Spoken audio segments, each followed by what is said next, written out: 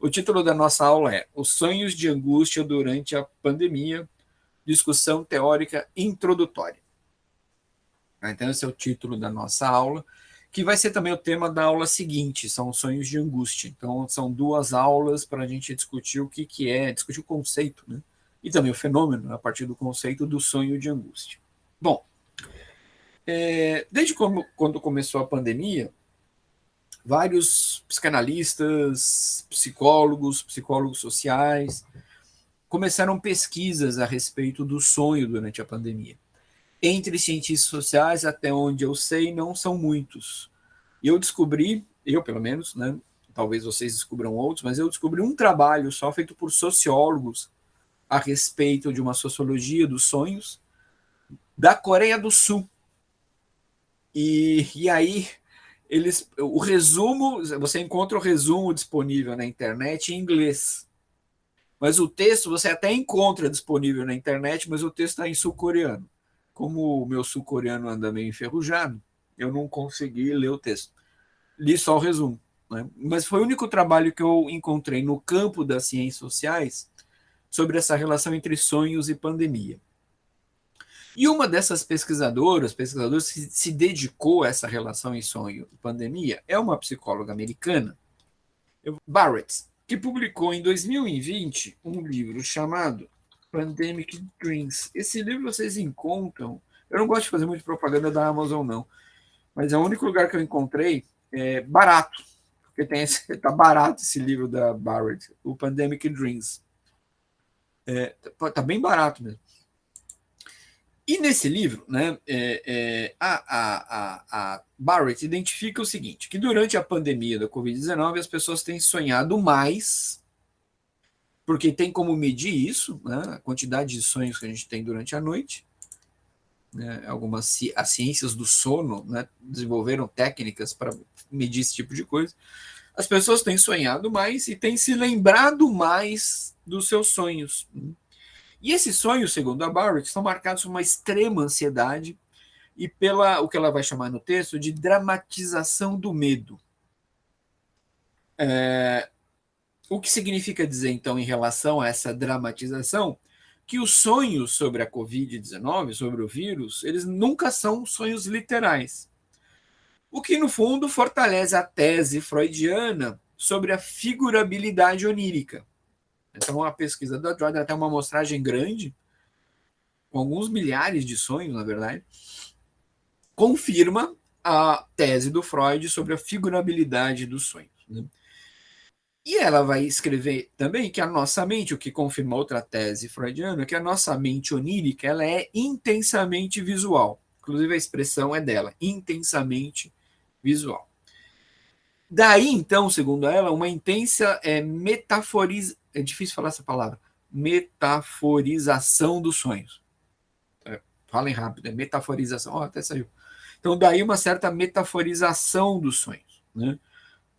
E, segundo a Barrett, na amostra que ela tem, que são milhares de sonhos, abundavam sonhos, por exemplo, com insetos, com invasões alienígenas e com monstros. Então, as pessoas não sonhavam sobre o vírus, mas esse vírus era figurado de uma outra maneira, sob a forma de insetos, invasões alienígenas e monstros. Só uma nota de rodapé, a gente até, em alguma aula, a gente falou de como a indústria cultural alimenta nosso imaginário. Né? Então, a gente pode supor que os sonhos com alienígenas e monstros também têm a ver com essa alimentação do nosso imaginário pela indústria cultural, né? A partir de filmes, histórias em quadrinho.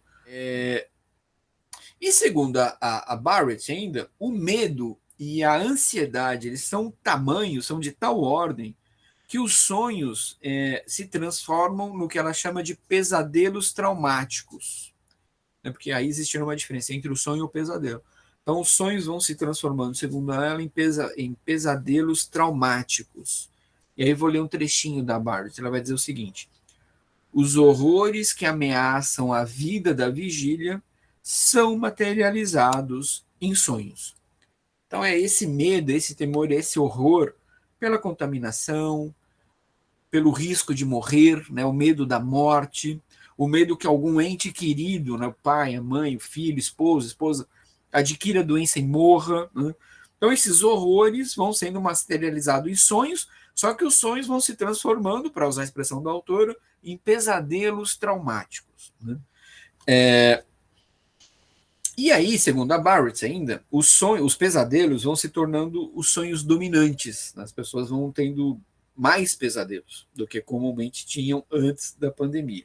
Mas, segundo ela, curiosamente, também aumentam o que ela chama no texto de sonhos de cura. Então, aumentam os pesadelos, né, os pesadelos traumáticos, mas aumentam também os chamados sonhos de cura, só que não aumenta na mesma proporção, segundo ela. Há mais pesadelos traumáticos do que sonhos de cura, né? Que são aqueles sonhos que, por sua vez, dramatizam uma sociedade livre da pandemia, que são sonhos também igualmente realistas. Tá? Então, ela narra, por exemplo, ali um sonho que a pessoa sonha que o planeta Terra ele adquire uma certa consciência e o próprio planeta luta contra o vírus. Né? Então são sonhos irrealistas, fantasiosos também, né? Mas seriam num outro registro, não no registro do pesadelo traumático, mas como um sonho de cura. Aliás, depois a gente vai ver que tanto o Freud sugere essa hipótese que depois o Ferenczi desenvolve de que os sonhos traumáticos são sonhos de cura. Mas depois a gente vai ver isso.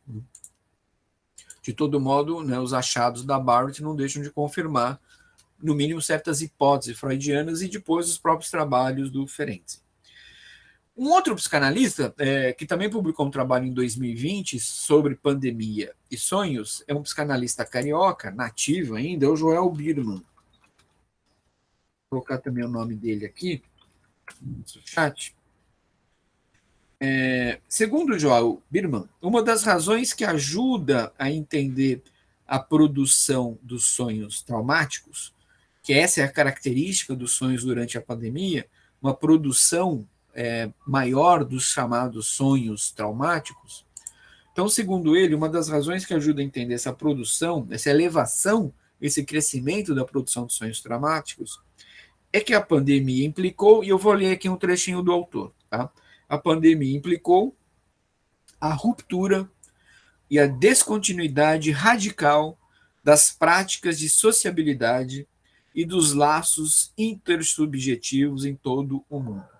Então, essa ruptura da sociabilidade e dos laços seria uma das razões que explicaria a profusão dos sonhos traumáticos. Não é o fato de a gente estar isolado, de não conseguir encontrar as pessoas, de conseguir ver a pessoa só mediada por esse aparelho aqui que a gente usa agora, que é o computador, ou o celular, ou o tablet, mas os contatos face a face foram prejudicados, interditados. Então, essa, segundo o Birman, seria uma das razões pelas quais se produz o sonho traumático.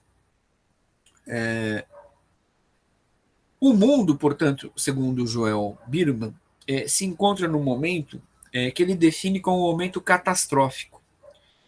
E essa dimensão catastrófica ela está intimamente relacionada ao trauma, diz ele. Né? Todo trauma está relacionado a um momento, a algum evento catastrófico. E esse evento catastrófico ele tende a produzir o quê? Diz o Birman. Ele produz melancolia, ele produz angústia, ele produz desamparo. E é essa combinação entre melancolia, angústia e desamparo, essa combinação que acaba produzindo a experiência traumática que emoldura subjetivamente o fenômeno real da catástrofe. Então, o fenômeno real da catástrofe ele tem que ser simbolizado. Né? Ele é simbolizado de modo traumático. Por quê? Porque essa experiência traumática produz melancolia, angústia e desamparo. Então, a combinação desses três elementos produz a experiência traumática, que nada mais é que a emolduração subjetiva do fenômeno real da catástrofe, que no caso tratado aqui seria a pandemia do Covid-19. Mas a gente poderia pensar em outros casos, né? Furacões, como tem nos Estados Unidos aos montes, tsunamis na Ásia, que provocam desastres terríveis. Então, todas essas experiências catastróficas, elas estão na base da produção do trauma e, portanto, dos sonhos traumáticos. Um período ditatorial, evidentemente, claro, um período ditatorial, ou democracias disfarçadas, ou ditaduras disfarçadas de democracia. Temos algumas por aí, várias. Aliás, outra notinha no rodapé, o Adorno dizia que uma das sociedades mais autoritárias que ele viu, totalitárias que ele viu na vida era a sociedade americana, que era uma espécie de bastião da democracia moderna, né? O Adorno dizia, é tão totalitária quanto a sociedade nazista. Só que ela é totalitária de uma outra maneira, ela se organiza de uma outra maneira. Mas é tão totalitária quanto. Eu vou ler aqui um trecho mais longo do Joel Birman a respeito, tá? Então, o Joel Birman escreve o seguinte: o conceito de catástrofe remete diretamente para as linhas de força e de fuga que delineiam a constituição real do mundo na promoção da pandemia em causa, na sua efetiva multidimensionalidade. E o conceito de trauma, em contrapartida, reenvia para as coordenadas constitutivas do sujeito, que se inscreve no espaço real do mundo, que foi colocado literalmente pelo avesso, isto é, pela dor e pelo sofrimento, que, como dobras ruidosas, modulam efetivamente os interstícios da experiência traumática, que incide de maneira singular sobre os indivíduos concretos. Então, eu tentei resumir numa frase, que foi aquela que eu disse anteriormente, esse trecho do Joel Birman.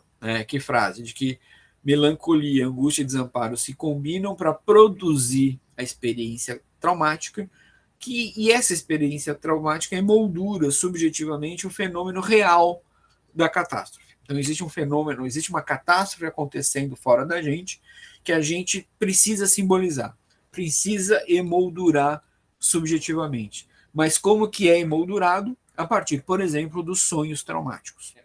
Os sonhos, portanto, como a gente está vendo aqui, a partir das referências da Barrett e do Joel Birman, mas existem outras tantas referências, podem assumir formas desprazerosas. Né?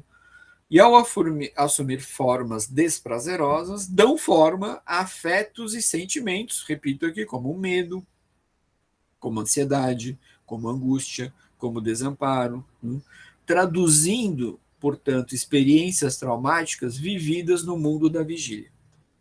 Então, essas formas desprazerosas dos sonhos, que os sonhos adquirem, dão forma a certos afetos e sentimentos, tais como medo, angústia, ansiedade, desamparo, traduzindo as experiências traumáticas que nós vivemos no mundo da vigília. Repito, no caso aqui, é a pandemia da Covid-19.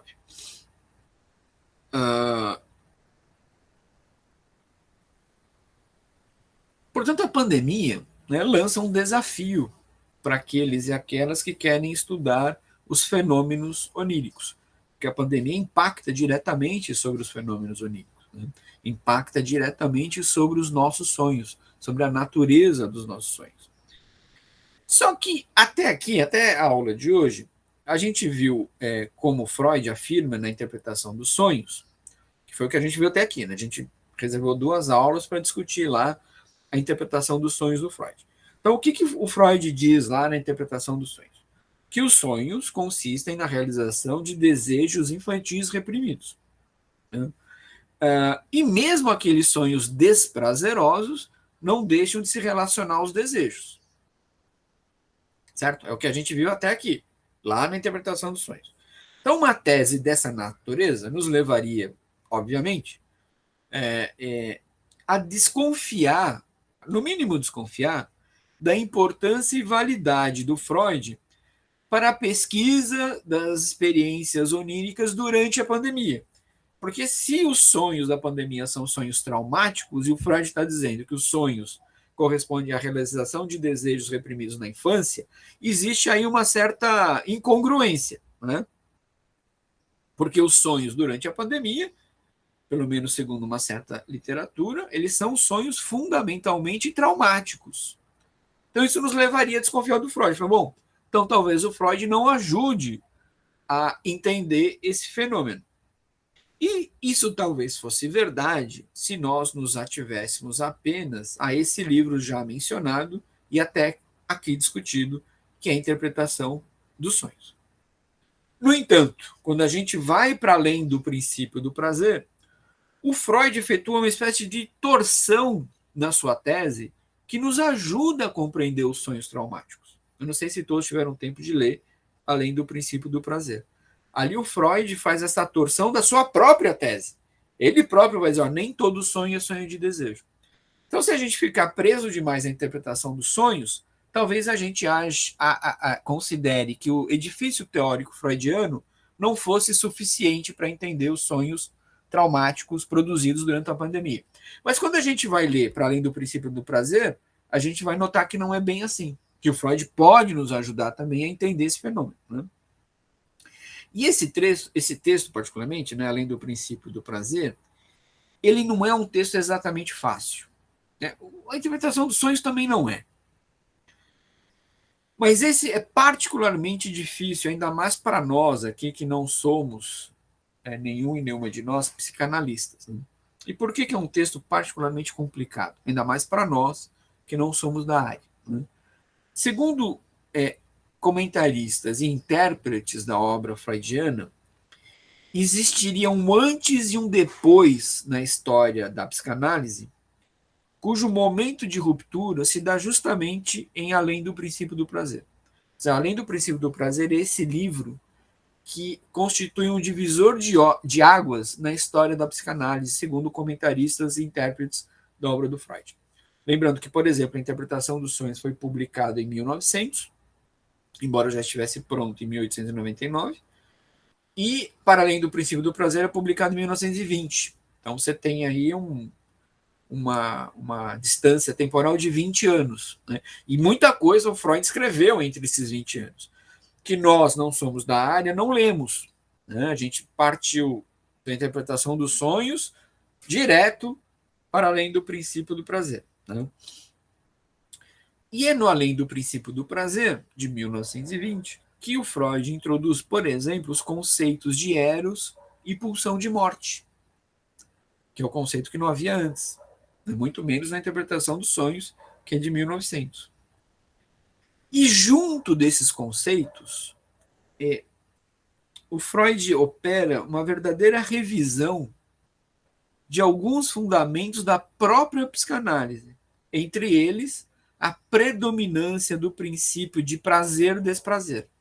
Porque a gente já viu que esse princípio ele é duplo, né? É prazer e desprazer juntos. Né? O Freud meio que revisa também a prevalência dos conflitos sexuais como fator etiológico prevalente nas neuroses. Todo mundo sabe o que é fator etiológico? O que é etiologia? Para não ter confusão, para entender aqui o argumento. Etiologia, a gente encontra muito essa expressão em textos psicanalíticos, particularmente no Freud. Né? Etiologia significa a pesquisa e determinação das causas e origens de um determinado fenômeno. Tá? Então, etiologia é pesquisa e determinação de causas e origens de um certo fenômeno. Então, o que ele está dizendo? Que ele começa a desconfiar que os conflitos sexuais não são o único fator etiológico, portanto, aquele causador das neuroses. Pode haver outros fatores causadores de neurose, para além daqueles conflitos sexuais. E sobre o conceito de pulsão de morte, eu quero aqui fazer um parêntese, particularmente em relação a esse conceito. Um parêntese mais ou menos longo. Eu vou retomar esse conceito depois, mas eu quero fazer antes esse parêntese. Por quê? Parêntese ou parênteses, né? Porque se trata de um conceito complexo e multidimensional. Quer dizer, ele não é um conceito, como é comum acontecer na obra do Freud, com um sentido único possível. Ele não tem só um sentido. Pulsão de morte é isso aqui. Então eu quero aqui fazer um parênteses sobre o conceito complexo e multidimensional de pulsão de morte. O que eu quero dizer com multidimensional? Porque não tem um sentido apenas o conceito. Né? E aí eu vou me basear num autor que, se eu não me engano, o texto está disponível no Moodle. Se não tiver, vocês me avisem, mas eu acho que eu coloquei ele ali sim. É o Eugène Henriquez. Eu estou colocando o nome dele no chat, tá? Eu acho que está lá no Moodle. Se não tiver, vocês me avisem que eu coloco, mas eu acho que eu coloquei. Então, eu estou aqui me baseando no Henriquez. Então, o Henriquez, ele distingue aquilo que ele chama de 7 figuras na pulsão de morte. Tá? 7 figuras. A expressão é dele mesmo, não coloca entre parênteses, entre aspas, caso você esteja anotando. Né? O Henriquez, ele distingue aquilo que ele próprio chama de, entre aspas, 7 figuras na pulsão de morte. Que, segundo ele, o Freud não estabeleceu explicitamente, mas que seria possível identificar na obra freudiana, mantendo-se fiel ao modelo interpretativo do Freud. Então, o Freud não fala nessas 7 figuras, quem fala é o Henriquez, mas ele diz, não, mas a gente encontra isso na obra do Freud e mantendo respeito, não é desrespeitoso a obra do Freud. Então, vamos a essas 7 figuras da pulsão de morte, segundo o Henriquez. Tá? Então, ele vai dizer que a pulsão de morte pode ser uma pulsão agressiva inata. Essa seria a primeira figura. Uma pulsão agressiva inata. Segunda figura.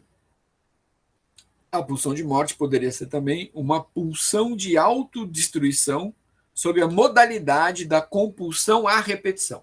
A repetição é uma compulsão que expressa uma pulsão de morte. Uma pulsão de autodestruição sob a modalidade da compulsão à repetição. Terceiro, uma pulsão halodestrutiva, vou colocar aqui no chat. Próximo, uma pulsão que é também halodestrutiva visando os seres humanos. Então não é mais a destruição da natureza, mas é a destruição dos seres humanos. E essa destruição, segundo Henriquez, é traduzida pela exploração e pela alienação das pessoas. Essa destruição, ela é traduzida pela exploração e pela alienação das pessoas. Mais uma figura da pulsão de morte. A repressão da libido criadora e disruptiva. Essa repressão, diz o Henriquez, ela não corresponde a recalcamento. Ela não é a mesma coisa que recalcamento. Por quê? Porque ela é disruptiva, mas criadora. A pulsão de morte também pode ser inventiva, também pode ser criadora. A sexta figura da pulsão de morte, segundo Henriquez, corresponde à formação de um super-eu coletivo rígido e de uma ética cruel. Formação de um super-eu coletivo rígido e de uma ética cruel. Essa é a sexta figura da pulsão de morte, segundo Henriquez. Por fim, a última, a sétima, é a fusão dos homens, a expressão é do próprio Henriquez, homens no sentido de não gênero, mas como gênero universal. A fusão dos homens em uma massa dependente e compacta. É a ideia de massa do Freud. Fusão dos homens em uma massa dependente e... É a horda, exatamente, a horda primitiva, Raquel, exatamente. Quer dizer, a massa tem características da horda primitiva. Então, a fusão dos homens em uma massa dependente e compacta. Então, segundo Henriquez, o Freud utiliza a noção de pulsão de morte a cada vez que se refere a uma dessas figuras. Porque cada vez que aparece alguma dessas figuras nos textos do Freud, essas figuras correspondem ao conceito de pulsão de morte. Segundo o Henriquez ainda, toda essa diversidade na definição da pulsão de morte, ela não tem um único sentido, mas tem vários sentidos possíveis, ajuda a entender por que, para o Freud, os seres humanos, nós todos e todas, somos muito mais confrontados com Thanatos do que com Eros. A nossa vida ela é atravessada muito mais por esse confronto com a morte do que com a vida. E aí a gente vai ver que para o Freud, morte não significa exatamente a negação da vida. Isso é bem curioso. Na verdade, eles estão embrincados, como tudo no Freud. Tá? Eles estão embrincados. Para o Freud, o Thanatos não é exatamente a negação absoluta do Eros, assim como a morte não é exatamente a negação absoluta da vida. Então, no Além do Princípio do Prazer, o Freud vai. Aí, final do parênteses, tá? Então, fiz esse parênteses longo a partir do Henriquez para mostrar essa multiplicidade de definições possíveis do conceito, que, para o Henriquez, essa diversidade nos ajuda a entender porque, para o Freud, os seres humanos são mais confrontados com Thanatos ao longo da sua vida do que com Eros. Né? Thanatos seria, então, essa pulsão de morte, e o Eros, pulsão de vida. Então, além do princípio do prazer, o Freud se dedica a analisar aqueles fenômenos que parecem desativar a primazia do princípio do prazer, que é justamente o evento traumático. O evento traumático seria aquele fenômeno que desativa a primazia do princípio do prazer. Então, no seu lugar, no lugar do princípio do prazer, o Freud propõe a existência de uma pulsão de destruição, que em alemão é Destruktionstrieb, tem um S, né? Destruktionstrieb, é a pulsão de destruição, ou o que ele chama nos também de pulsão de morte, que é a Todestreib. Então, a primeira é a pulsão de destruição, Destruktionstrieb. E a próxima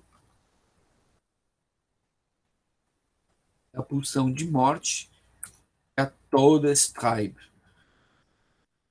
Então, no lugar do princípio do prazer, o Freud propõe a existência, então, de uma pulsão de destruição ou uma pulsão de morte.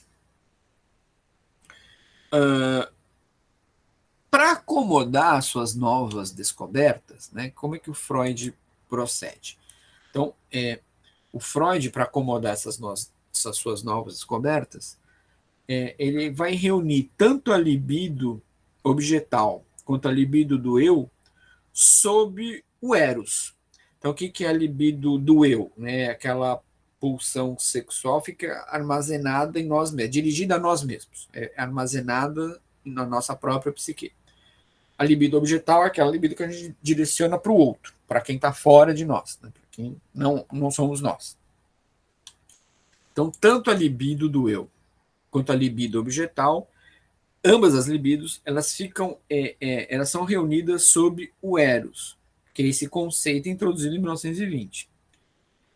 Então, o Eros, diz o Freud, seria o responsável pela preservação tanto do indivíduo quanto da própria espécie humana. Responsável, portanto, diz o Freud, pelo processo gregário ou um processo aglutinador. O que nos torna animais gregários é o Eros. O que nos torna aglutinadores, o que nos permite viver em sociedade, em grupo, é o Eros. Ou, noutros termos, aí eu vou ler um trechinho aqui de dois psicanalistas brasileiros, que é o Iannini e o Tavares. Eu vou colocar o nome deles aqui também. Eu vou ler um trechinho de um texto desses dois psicanalistas, tá?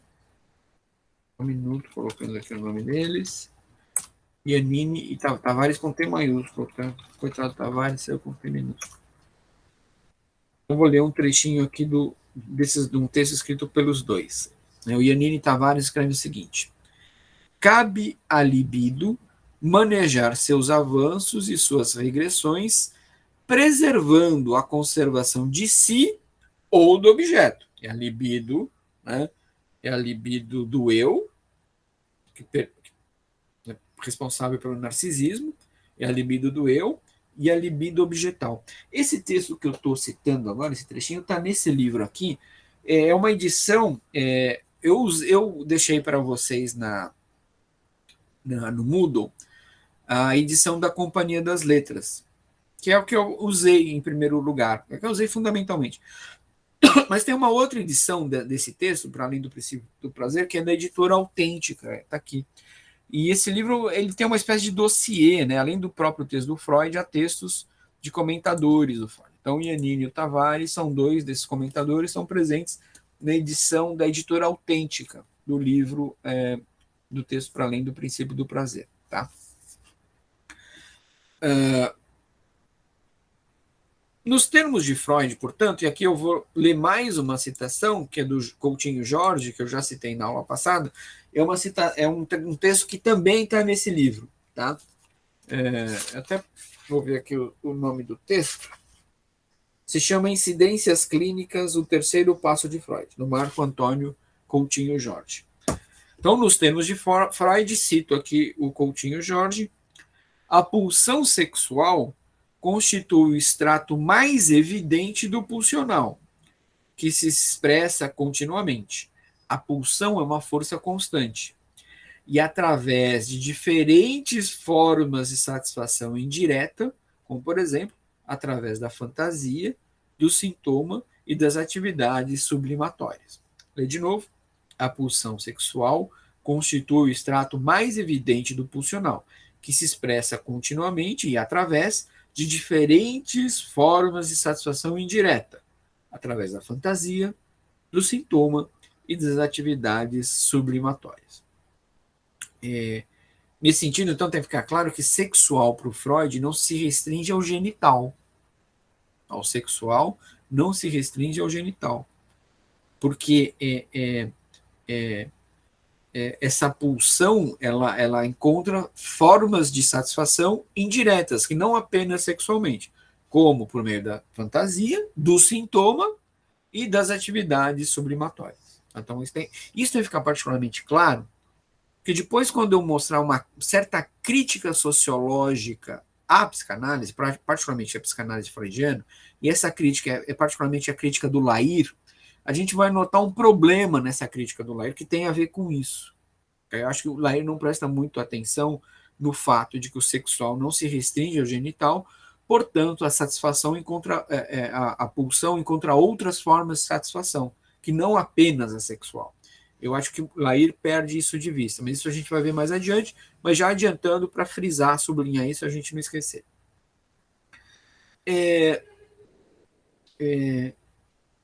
Então, o Freud, ele constata que a demanda de satisfação, que é uma demanda de satisfação, ela é imperativa, né? Ela é inerente às pulsões.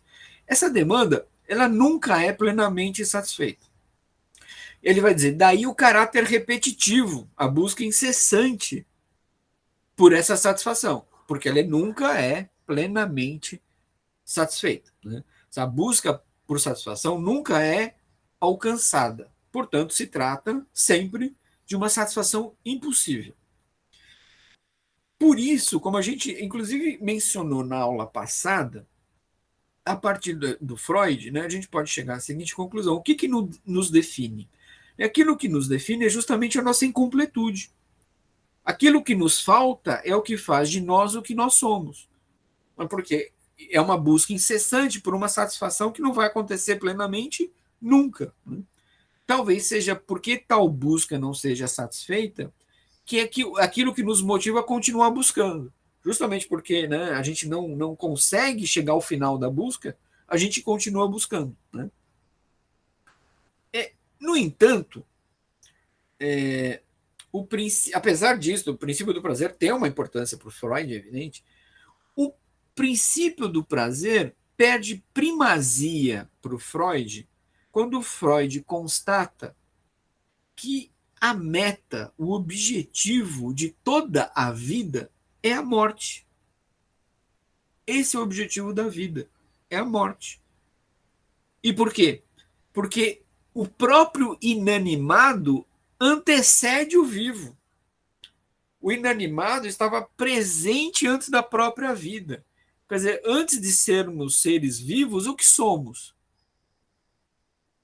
Um punhado de células inanimadas. Então, o Freud vai dizer que o sentido da vida é a morte. E a morte é uma espécie de retorno ao estado original. E aí, nesse sentido, o fim da vida é o retorno ao seu princípio. Veja, é uma lógica circular, né? Por isso que o fim não é exatamente fim. E o começo não é exatamente começo. Então, repetindo aqui, né? Embora o Freud mantenha a tese de que o princípio do prazer é importante, esse princípio perde primazia quando Freud constata que o objetivo da vida, de toda a vida, não é só nós seres humanos, de toda a vida, é a morte. Porque, segundo ele, o inanimado antecede o vivo. Então, o inanimado, o inorgânico, estava presente antes da própria vida. Então, a morte, né, já que o objetivo da vida é a morte, isso é uma espécie de retorno, essa quase que busca pela morte, né, é uma espécie de retorno a um estado original. Então, nesse sentido, o fim da vida é um retorno ao seu princípio. E como a gente lembrou na última aula, né, o Freud se inspira declaradamente, ele menciona isso, ele assume a importância, a influência que ele recebeu da Sabine Spielrein, a influência da tese da Sabina Spielrein. Bom, qual que era a tese da Spielrein? Né? A tese de Spielrein era a seguinte: o componente da morte, diz ela, já está contido na própria pulsão sexual. A própria pulsão sexual contém um componente da morte. Ou seja, esse componente destrutivo é inerente à pulsão sexual. Citando um trechinho da própria Spielrein, né, ela vai dizer que é um componente indispensável ao processo do devir. Veja que interessante, o componente destrutivo é indispensável ao processo de devir. O que é o devir? É o que está por vir. Né? Portanto, esse processo destrutivo não implica um fim absoluto. Nem no Freud implica. Né? O Freud tinha isso da Sabina Spielrein. Né? E o que ela avança? Ela diz, mas na própria pulsão sexual, que para o Freud era pulsão de vida, ela vai dizer, mas ali já há um componente destrutivo. Né? Então, haveria, então, no aparelho psíquico, uma força cuja tendência consiste em reduzir a zero as tensões internas. Então, nós somos tomados por uma série de tensões internas e o nosso aparelho psíquico ele possui uma força que tende a reduzir a zero essas tensões ou a um nível que se aproxime o máximo desse zero. Pode não ser zero, mas tem que se aproximar o máximo disso. Né? E é essa a função da pulsão de morte também, de reduzir essas tensões a zero ou a próximo de zero. E o nosso sono não deixa de ser uma espécie de expressão da pulsão de morte, porque é uma volta a um estado de repouso. É durante o sono e os nossos sonhos que vai haver a redução dessas tensões internas. Daí a importância do sono e do sonho para as nossas vidas. A gente não viveria se não dormíssemos e se não sonhássemos. Não haveria vida possível. Então, o estado de sono e o sonho é uma espécie de retorno a um estado originário, a um estado de repouso. Daí a importância da morte para o Freud.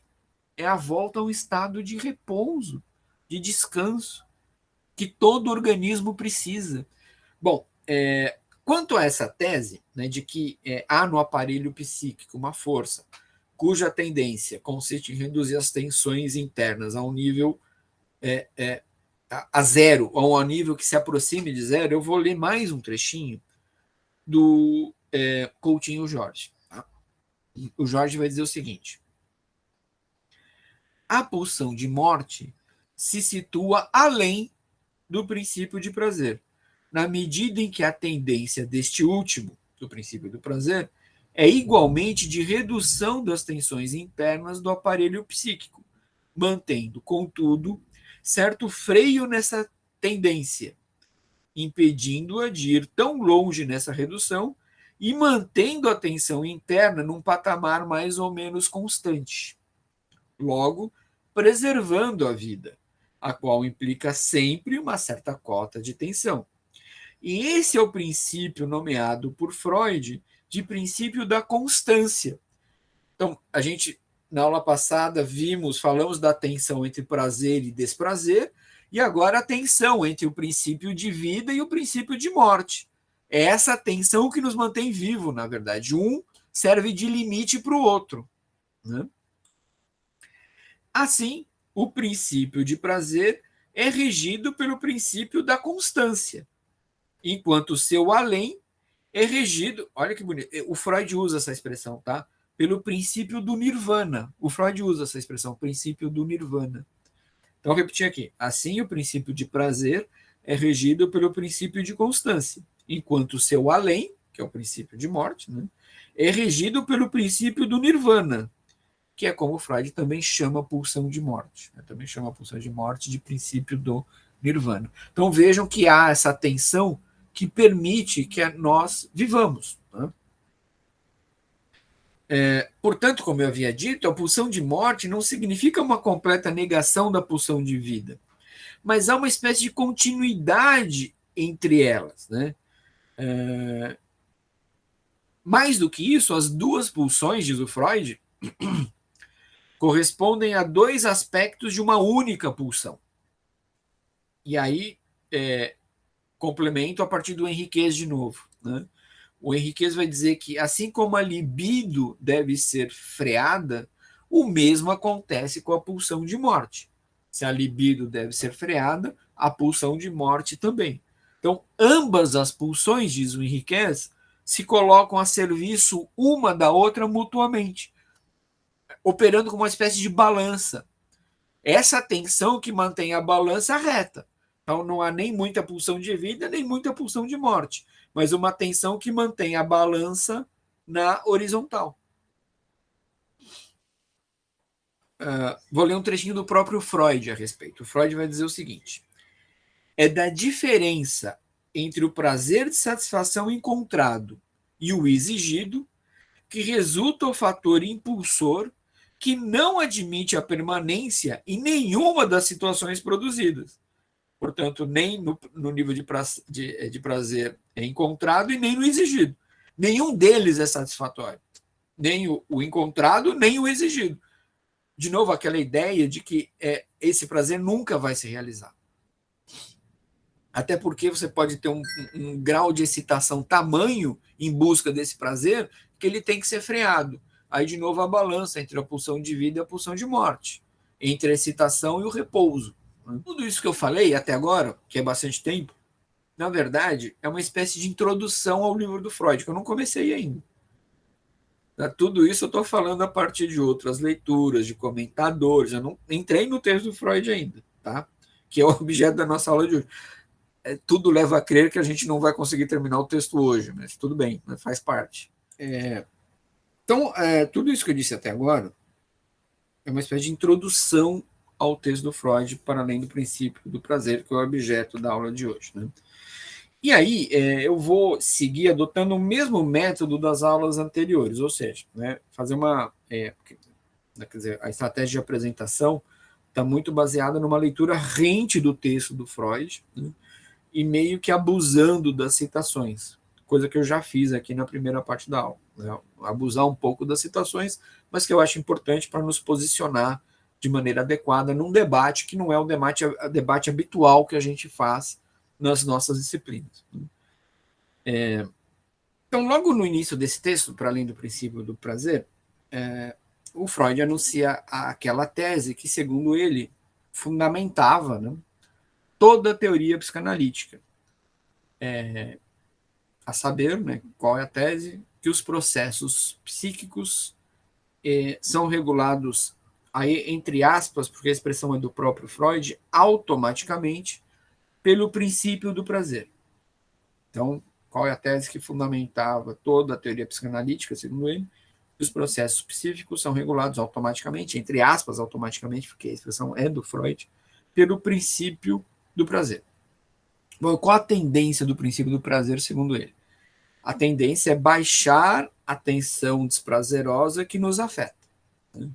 Ou seja, o princípio do prazer corresponde a uma evitação do desprazer. A geração de prazer, ela não é um fim em si mesma. A geração de prazer é para evitar o desprazer. Essa é a tese que está na interpretação do sonho, já tem sugerido isso. Né? Então, essa tese do Freud, pelo menos inicialmente, era de que o princípio do prazer predominava em nossa psique, porque só assim seria possível, eu vou citar um trechinho do Freud, conservar a quantidade de excitação nele existente. Nele quem? No aparelho psíquico. O mais baixa possível, ou ao menos constante. De novo, essa regulação das energias, das excitações, né? Não pode estar nem muito acima, nem muito abaixo. Então, o princípio do prazer, ele não busca o prazer em si, mas evitar o desprazer. Para o Freud, portanto, tudo aquilo que tem a propriedade de aumentar a carga de excitação, e aí a gente pode imaginar a excitação como qualquer tipo de afeto, vai ser entendido, vai ser lido pelo aparelho psíquico como disfuncional. Quer dizer, tudo aquilo que pode aumentar a carga de excitação vai ser visto como desprazeroso. Nesse sentido, o princípio de prazer deriva, como já mencionado aqui, do princípio da constância. Quer dizer, o nosso aparelho psíquico tende a buscar uma estabilidade.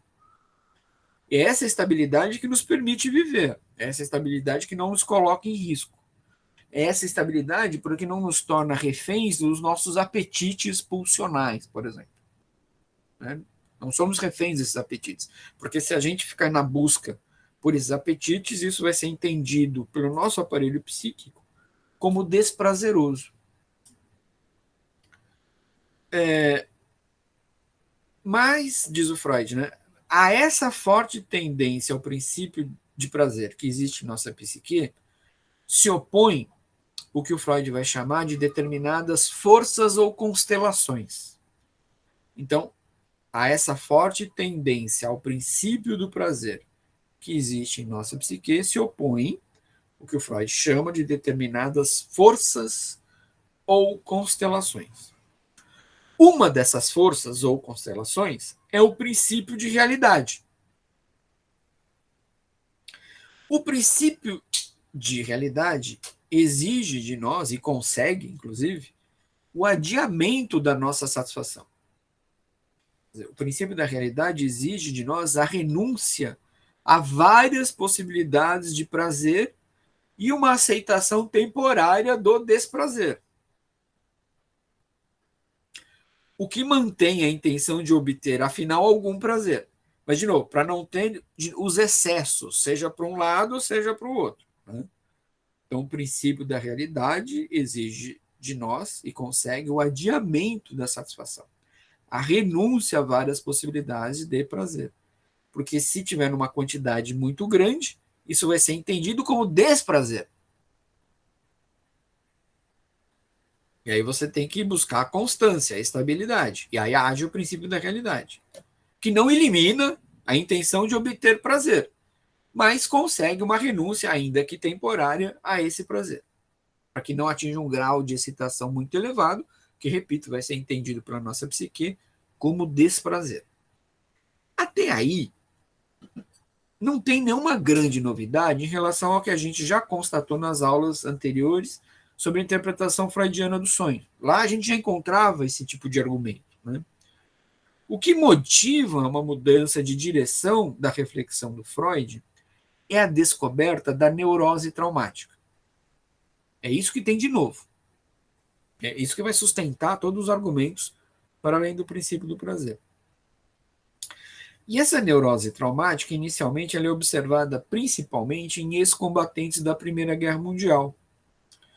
Essa neurose traumática observada em ex-combatentes da Primeira Guerra Mundial implica um sofrimento subjetivo que enfraquece e transtorna as nossas funções psíquicas.